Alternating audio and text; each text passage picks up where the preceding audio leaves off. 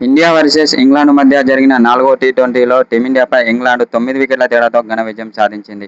అయితే ఈ మ్యాచ్లో తొలుత బ్యాటింగ్ చేసిన టీమిండియా జట్టు నిర్ణీత 20 ఓవర్లలో 7 వికెట్లు కోల్పోయి 158 పరుగులు చేసింది.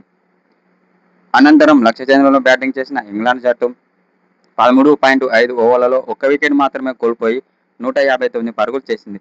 దీంతో 9 వికెట్ల తేడాతో టీమిండియాపై ఘన విజయం సాధించింది. అయితే అనంతరం టీమిండియాపై కీలక వ్యాఖ్యలు చేసిన పాకిస్తాన్ మాజీ కెప్టెన్ బాబర్ ఆజం. గత 2 మ్యాచ్ల్లో కూడా టీమిండియా ఆటగాళ్లు దారుణంగా విఫలమయ్యారని అన్నాడు.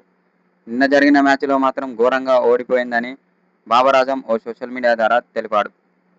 అయితే టీమిండియా ఆటగాళ్లు ఇలా ఆడితే మాత్రం, మాతో జరిగితే మాత్రం టీమిండియాను చిత్తుగా ఓడిస్తామని పాకిస్తాన్ మాజీ కెప్టెన్ బాబర్ ఆజం అన్నాడు. నిన్న జరిగిన మ్యాచ్లో మాత్రం టీమిండియా ఆటగాళ్లు బౌలింగ్లోనూ బ్యాటింగ్లోనూ దారుణంగా విఫలమయ్యారని పాకిస్తాన్ మాజీ కెప్టెన్ బాబర్ ఆజం అన్నాడు. ఇంత చెండాలంగా మేము కూడా ఆడలేదని బాబర్ ఆజం ఓ సోషల్ మీడియా ద్వారా తెలిపాడు.